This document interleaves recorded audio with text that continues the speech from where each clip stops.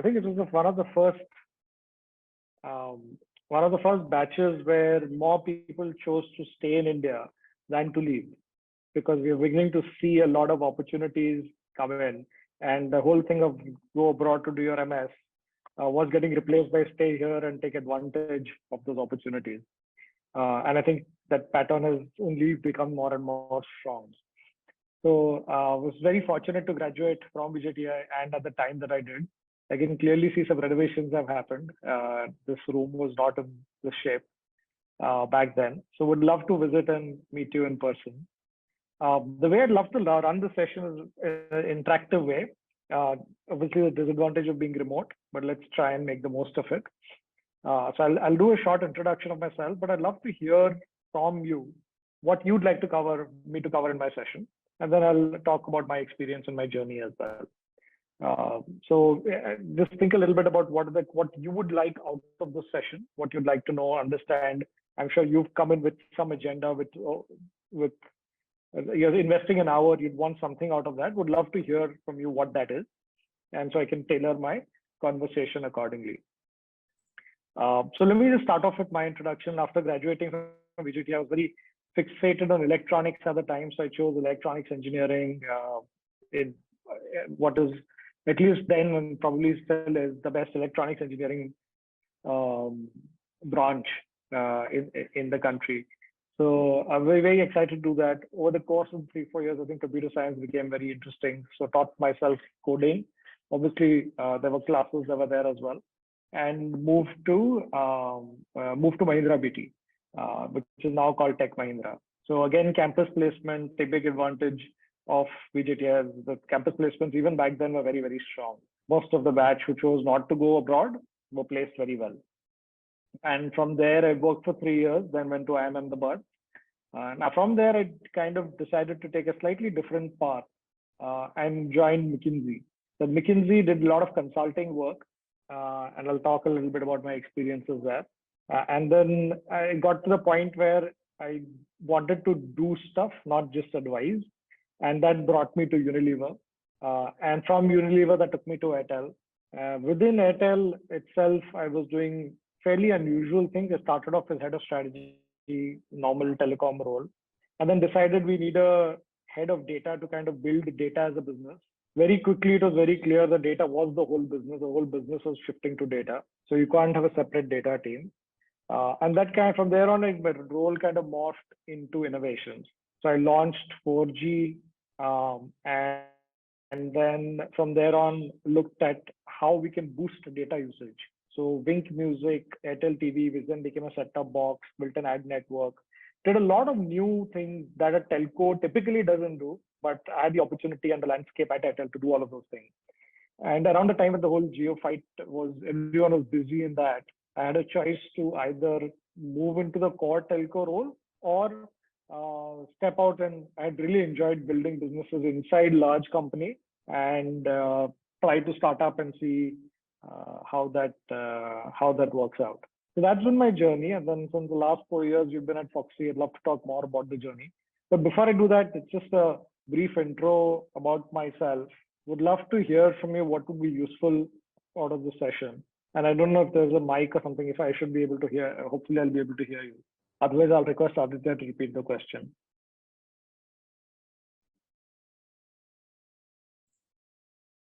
Okay. So do you want us to ask questions? Yeah, I'd love to understand what you want out of this meeting, out of this 1 hour session, right? What is it that would be helpful to you? Okay, so does anybody have questions over here?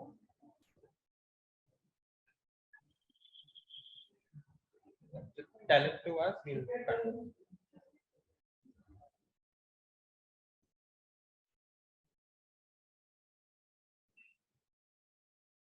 The experience of working in those MNCs help him in his own venture. Yeah, you can come here and ask. Good afternoon, sir. So my Good afternoon. Thank you for making the trip, walking over. I think it's I'm glad to be able to see and so my talk to you directly. Yeah. Did the experience of working in those MNCs help you in establishing your own venture?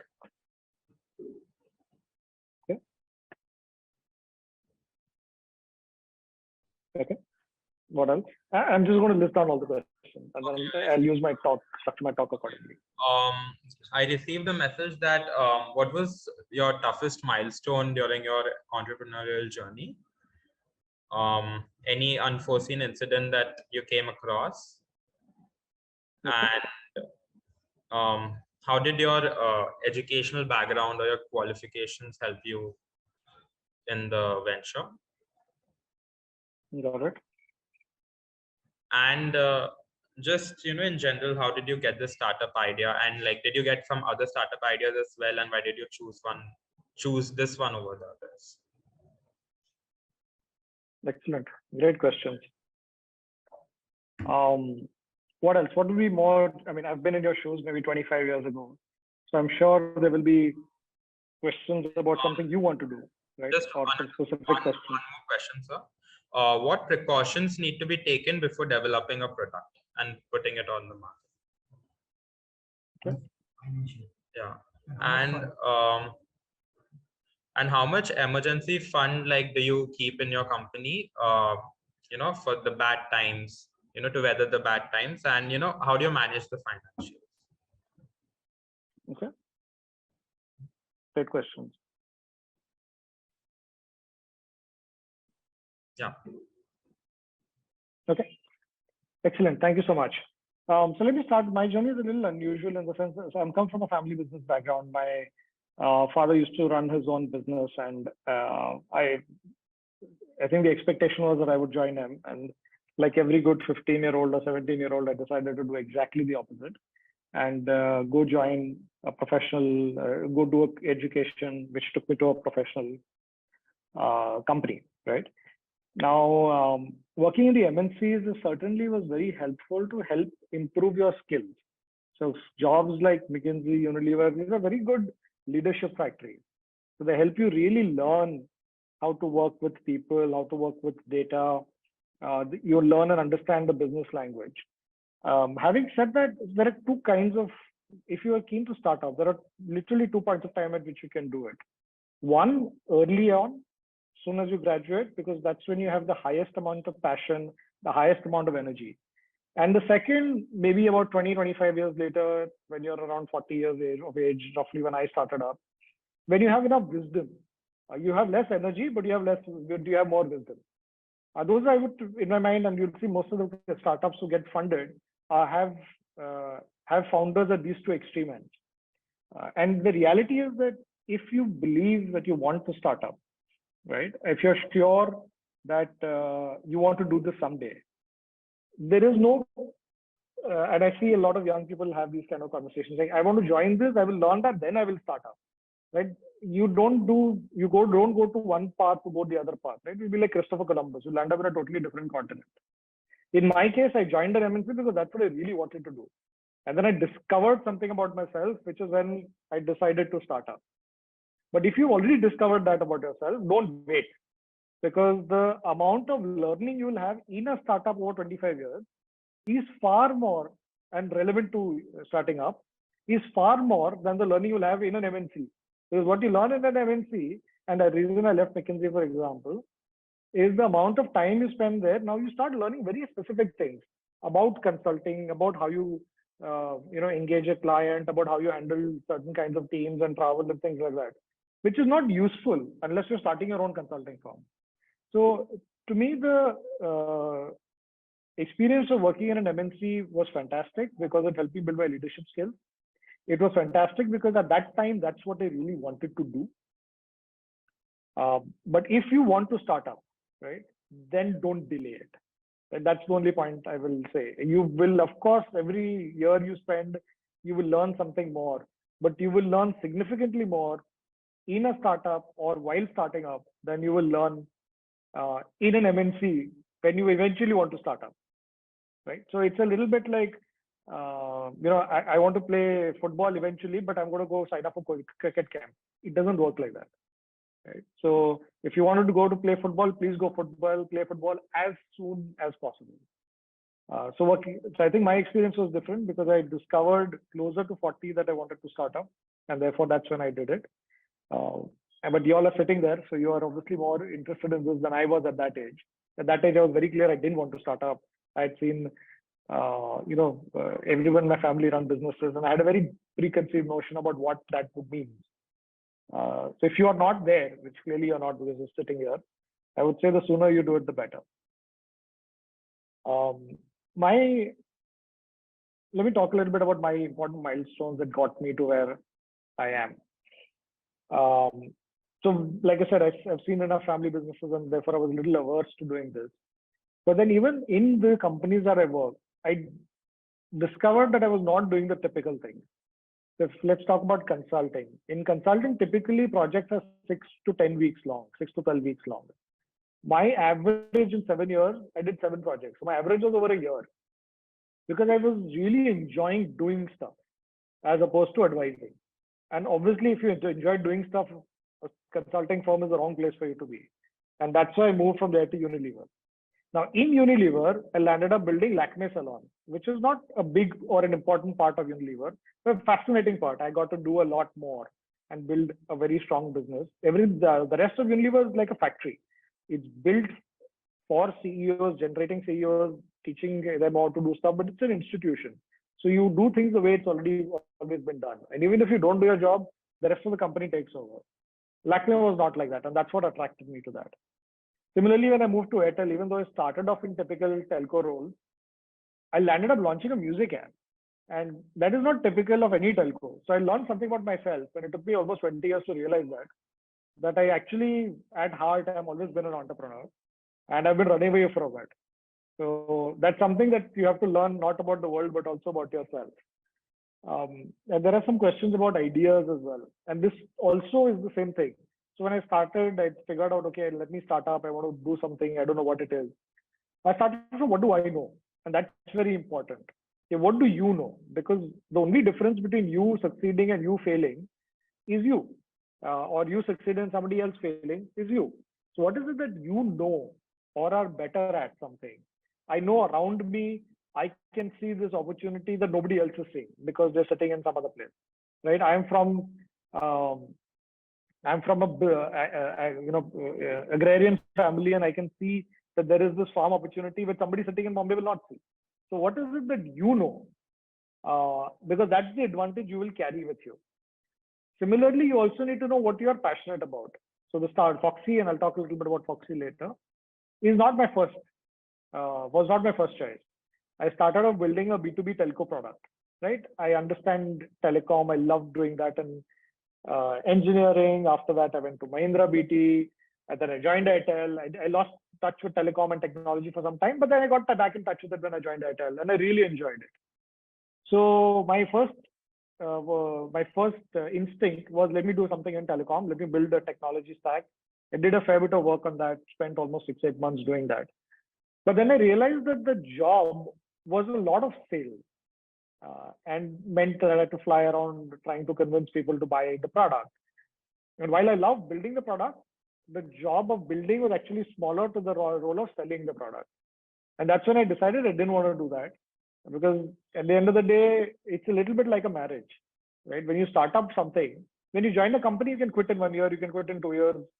You have a real fight with your boss, you can walk out that day only and say, I don't want to work with you.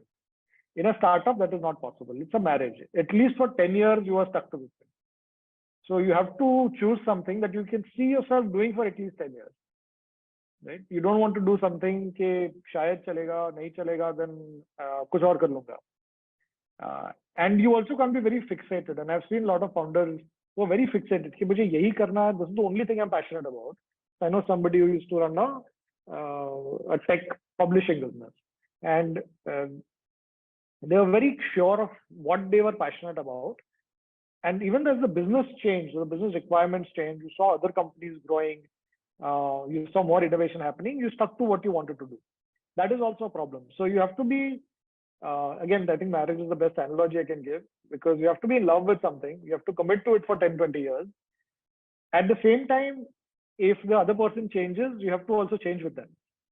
Right? So the market changes, if the company changes, your team changes, you have to also change with the time. You can't be very fixated. This is what I wanted to do. I will only do this, right? Because a startup, you have to be very flexible. In an MNC, you have a lot of power, right? You have a power because of your kursi, right? There's a 1,000 crore of revenue, thousands of crores of revenue. There is an army of people who report to you. Tum bolo kaam ho jata hai, right? And that is not true in a startup. Tum bolo kuch nahi hota, right? You have to do a lot of it yourself. So it's a very humbling experience, and you only will go through it if you're really passionate about what you want to do. So to me, that part of the journey is very important. So while you will have many ideas, you will test if those ideas have merit in the market. But equally important is to test whether you can commit to that idea, and you can commit to building a business in that space. Right? Because the idea may start from something and will land up in a completely different area. So I'll give my own example. We started off Foxy trying to solve the future of shopping. So e-commerce itself is moving very rapidly, and early days of e-commerce is a little bit like the early days of Big Bazaar and Shopper Stop, saying सब कुछ मिलता है and सस्ता है and पास में है. And Amazon and Flipkart did much the similar. And as consumers evolve, वो सब तो ठीक है, but what's next, right? More sophisticated experiences, and that's what we set out to build at Foxy. I think we got off to a good start because I managed to assemble a very strong team, which is most important. I was able to get some good early investors, which is also very important. But the areas where we really tripped up was we went down the path of what we call social commerce. And around our time, many companies were into it. Almost 10 companies got started up and got funded in this space. But as time went by, for multiple reasons, which I'm happy to get into, social commerce did not work. On top of it, we had a pandemic. So what we started off doing, beauty commerce, while social commerce was not working, the competitors, people like Nykaa, for example, were growing very rapidly because they had a ready-made product, which they were scaling very fast because now suddenly everyone was home and ordering online. And people like us who were trying to do new things, are trying to do new things sitting at home remotely, which is not very helpful. And anything you try to put into the market, you'll get stuck here, you'll get stuck there because the system was just not suited to doing new things. And so we lost a lot of time. And we almost rebooted last year, and since then we've been working closely on that. We've also realized, for example, that while we are building tech to give a better consumer experience, our tech developed so well that we can now offer it to other products, other companies. So over the next year, half my business will shift to selling technology, not selling products. Because the e-commerce technology we developed became very powerful. And that's what I mean by you have to be flexible. You can't say, I only want to sell products and therefore, ye nahi hua to main nahi karunga. Right? If you're seeing an opportunity in technology, you go into that opportunity. You see like the opportunity in wholesale, you go into that opportunity. So you have to be very flexible. While you start with a very strong commitment to one idea and the team you assemble around it, the investors you assemble around it, you have to be very flexible with how the market changes very rapidly, competition changes rapidly, you change. And that's one of the things that that you have to really keep in mind. That's one of my toughest. I think another question was what is even your toughest milestone? I think the toughest milestone has been this year, because last year you were in a mode where everybody was getting funded, irrespective of idea, acha hai, bura hai, kuch bhi hai. And because we were stuck in this whole post-pandemic period where we had just not launched, I could not raise money last year, and all kinds of idiots got funded. Now, this year, market is very tough. Our product is doing very well, but now the funding market is tough. So I'm having to make a lot of difficult choices, like, for example, selling our technology. Now, I think it's a good thing to do anyway because it's good margin and everything. But I would not, if money was more easily available, I would not have done that. So those are the tough milestones you have to take. You have to take some difficult decisions about not expanding the team, letting some people go, giving less increments than you would have liked. These are all difficult decisions you have to take at the points of these milestones. And a lot of it is linked to how much runway you have. So the best thing you can do when you start up, if I was to start up again, two lessons I would say. One is what I've already shared, which is be very flexible. I think I am flexible, but it took me 2 years to reach that point, right? I think for the first year or two, I was very fixated on what I wanted to do, and I think now I've changed that. The second thing I will say is that when you build a business, right, there is the money that you have or you raise or you use of your own can be spent on two different things. They can be spent on growth, and they can be spent on just business, keeping the business on. So give you an example. If I'm spending 100 rupees today, if I stop spending 100 rupees and I'm making, let's say, 200 of revenue, if I stop spending 100 rupees, will I still make 200 revenue, or will I make zero? Right? What is called your burn. And building a business where you don't need external money, but the external money helps you grow fast, is the second advice I would say. So starting with funding, which is what I did, also has its demerits, because you're not thoughtful about these things, and you land up building a business जहाँ थोड़ा खर्चीला हो जाता है business. And therefore, to reduce that, the best thing to do is to start without it, build a business, and then raise money only for growth. So even that, today the markets are so volatile. 1 year you'll get lots of money, next year you'll get no money. Right? You have to be able to turn the tap on and off without having to, lay off people, without having to shrink the business, all these kinds of things. So that would be the other advice I would have, because that's where your toughest milestones come. Because the market suddenly changes, even though you've done nothing. When you've done something wrong and it doesn't work, in your heart of hearts, right? And it's okay. But when you've done everything right and then the market doesn't support you, is when it really hurts. And so having a flexible mindset is very, very important. There's a question around my educational background. So I think I mentioned already that the tech helped me in various different ways. One, because I started my career in British Telecom and I understood a lot more, went back to Airtel. At Airtel, I didn't just pick up, I reconnected with not just telecom technology, because I launched 4G. I had to really get into the guts of making decisions on what is the network choice that we will make. And interestingly, one of my batchmates from VJTI was doing the same thing at Swiss Telecom. So even the network is so powerful, because we are going through the same problems at the same time, and we're having the same discussions around what is the right choice to make while building the network. So I would say the education is helpful, but even more than the education will be the peer group that you have today, because they will evolve with you, right? Some of my batchmates from VJTI, one of them connected Professor Udaule back to you. So that's how I'm here, because Sachin from my batch is very well connected with campus. Another one sold a startup to Google. So I can pick his brain whenever you're thinking about how to build a company. A third one was this guy who was in telecom. So there's so many that the relationships that you build today, 4 years, 50, 60 people in a classroom, are so strong. You carry with them through your whole life. So I think while your education helps you, it's that group which really, really helps you, even more than anything that you could learn in a classroom in terms of, your micro antennas and all that stuff. All of that will be helpful, but the bonds you form today will be much, much more helpful than anything else. Startup idea, like I said, I wanted to start with what I know. And what I've started essentially is a combination of, in McKinsey, most of my work was in retail. At Unilever, I worked in beauty. And in Airtel, I worked on content and tech. So I really tried to figure out what do I know. And therefore, Foxy, if you look at the Foxy experience, it's a very good app because of my learnings of building Wink Music.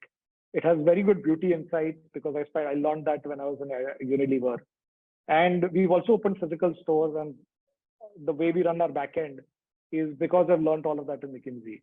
So you have to carry your life experiences into your startup idea, because and when you're young, your experiences are limited, but you have that much more energy. So whether it is somebody in the family that you know, or an opportunity that you see in your hometown, you have to take yourself and put yourself into that journey. There was a question about precautions before launching the product. I think obviously you have to make sure products are safe, they're functioning well, they're tested well. Uh, Today, your brand is not formed by your advertising. Your brand is formed first by your product experience. So if you have to be proud enough to put your name on it. Of course, you have to check all the legal boxes, but to my mind, the legal bar is here and your pride bar is higher. So if you are proud enough to put your name on something, hopefully you've checked all the legal boxes anyway. So have a high bar, because that is the product is what you want to be known for. Eventually, you'll be known by the size, how successful you are, what is the size of your business, and so on and so forth. But the first part of your startup journey, you will be evaluated based on the quality of your product, the quality of your team. So use that bar when both bringing people into the company as well as launching a product for consumers. There's a question on funding. I think emergency fund, there is no right answer. Thumb rules will tell you should have at least 1 year so you should have at least 6 months of personal money. So if everything goes belly up, you have no money, you have between 6 months to 1 year where you don't need to go looking for funds. You can apna khana pina, rozi roti, if you have kids, their school fees, all that is taken care of for at least a year. Again, your educational background gives you the best security possible.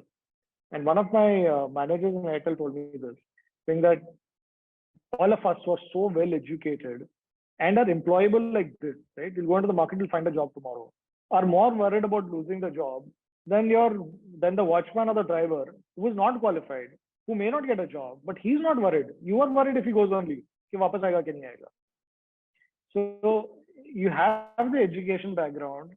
It should give you more risk-taking ability. But somehow it actually reduces it because in our mind, something changes. So I would urge you to you should have enough slush funds so that you can, your lifestyle doesn't get very badly compromised. But other than that, your biggest emergency is your education. Your education can always get you a job somewhere or the other, right? So, and you must use that. If you never use it, then that's a safety net that you're not actually leveraging. I think that's broadly what I had to add. I think in general, starting up is a little bit like being on a roller coaster. There will be lots of ups, lots of downs, lots of loops. You can enjoy it or you can scream, but you will. That's a choice up to you. Right? Your only decision is whether you get onto the roller coaster or not. Once you're on the roller coaster, then you better enjoy it. I think that's broadly all I had to say. I think I've covered most of the questions. Would love to answer any more ideas to keep this interactive. Does anybody have any more questions?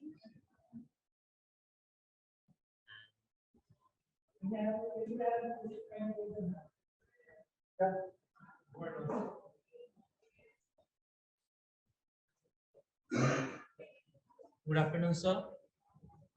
My question is, as you mentioned that when somebody means opening some company, so at the beginning he does not have the freedoms as his company is not established. So for any entrepreneur, he manage everything. Like there are many things like funding. We have to do that. Are our products getting manufactured according to the international laws?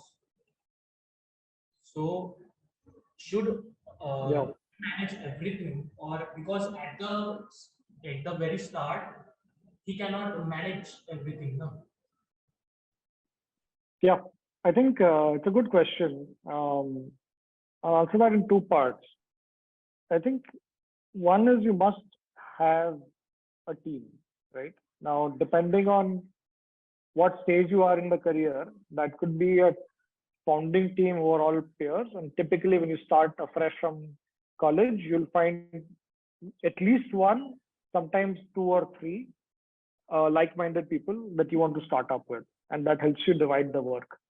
When you're older, you can get people who are younger than you because you can afford to pay them even on day 1. and therefore you can build a quality team even if they are not all peers. But for example, in my situation, one of my batchmates from business school, who's from IIT Delhi, is my co-founder, right? And I have other co-founders as well. So it is very important that you're not trying to do everything by yourself. However, it's very important that you are willing to do everything by yourself, right? Because if you try to do everything yourself, you will be a bottleneck. You will slow everything down. Your mistakes will get multiplied, and good people will not want to work with you. So you want to have a situation where you're doing some part of the work. You have other co-founders and other team members who are doing their work. You've given them their space, so they are able to operate without you breathing down their neck. So you're not doing the work for them. But if it doesn't work, if somebody is not able to deliver, if someone quits and leaves, if they are stuck, you have to be able to do it for them, right? I just spent 8 hours doing a pricing workshop with my team, and I could have left it entirely to the pricing team to do it, or I could have done it for them. You have to find that balance. So I got them to do the pre-work. We took all the decisions together. Now they will go execute. So that is more efficient than my time. At the same time, I've not taken away their ownership of their work. So it's a little bit different from being in an MNC. In an MNC, the general rule of thumb will be don't do it yourself. Find the right team members. Be clear about what role who does. In a startup, ऐसे नहीं होता. Startup आप भी किसी का काम करोगे, वो भी अपना काम करेगा. If they no longer, if they choose not to be with the company, if they choose to, if they struggle to do something, you have to be willing to roll up your sleeves and get into solving the problem yourself. I think that to me is the answer, the long answer of it. The roles are never as clearly cut. One of my co-founders heads operations and product. Why together? Because he can. Right? The finance guy also takes care of revenue. In my previous organization, the finance person also took care of design. There's no logical reason, because if I am capable enough to do two jobs or the best person within this team, I will do it. I may not be an expert in it, but ye 6 log mein I'm the best, so theek hai. And similarly for other things as well. My CTO does a lot of finance work because usko aata hai. Right? So I think in a startup, you will do a lot of those kinds of things. So would you be interested in taking up any more questions? Like, do you have the time? Yeah, sure. I can go for another 5-7 minutes. Otherwise, we can wrap. I personally had this question because this is a beauty brand. So how did you do the market research? How did you know that, there was this demand in the market for your product? Like, because you will launch a product only after you know that, it will probably succeed and there's very little chance that it will fail. So yeah, I think what you have to start from is you have to start with conviction. And I think the one thing that took me a couple of years to develop is the sense of founder conviction, which is not easy. If you worked in an MNC your whole life, you're all used to data telling you the answer. You're used to somebody else in the team telling you the answer. You have to listening to your inner voice is far more important than listening to the market. Because very often you'll see the best startups and the most successful founders have created businesses before the market was able to tell them. And you would have heard this from Ford, right? He said, if I asked people what they wanted, they would have said faster horses.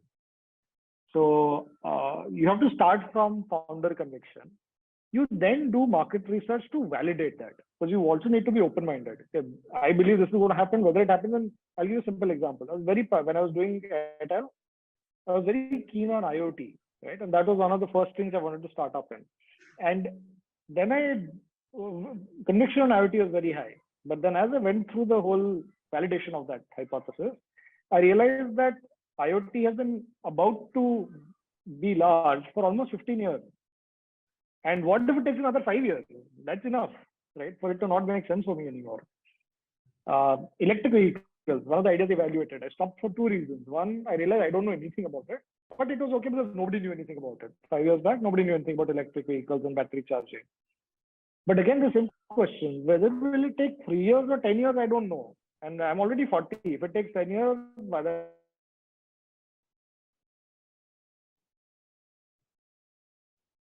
so validation you do, so that you have founder conviction. The reason in the case in the beauty example, we did consumer research. We did proper focus group discussions. We went and met consumers. We went and met customers who buy on Nykaa, who buy on Amazon, who don't buy on anywhere, and understood what their requirements are. We gave them ideas. How would they react? None of that will give you a clear answer. But what that will do, if you're open-minded enough, it will tell you कि मैं सही line पे जा रहा हूँ या गलत line पे जा रहा हूँ. And of course, there's one advice that I have for most people, right? As you go through your career, you will come across a handful of people. Some will be professors, some will be your mentors and managers, some will be your peers. Some will even be your team members or your juniors. You'll come across a handful of people who you will listen to, right? Okay, even if I'm very clear of what I want to do, because अगर इसने मुझे बताया तो मैं सोचूंगा, right? Now that number should be small. If it's very large, you'll never get anywhere. But if you don't listen to anybody, also you'll struggle. So as you collect this personal board of advisors, you must listen to them, right? So if your consumer work you will listen to your founders you always listen to, and or to your personal board of advisors you always listen to, and then you listen to your inner voice. It is not just market research, because market research will very often give you the wrong answer. Yep, that answers my question. Does anybody have any other questions? One more at the back.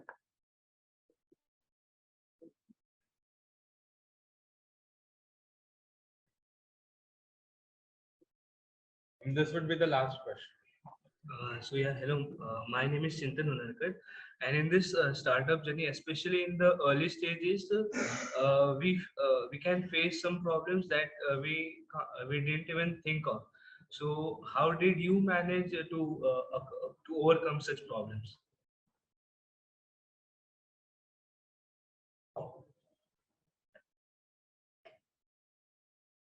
So I think every day gives you some such problems that you had not thought of earlier. Because if you thought of it earlier, you would have hopefully done something before it happened.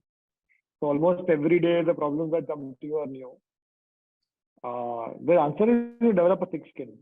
As a founder or as a startup, I was pleasantly surprised by the number of hours I was keeping.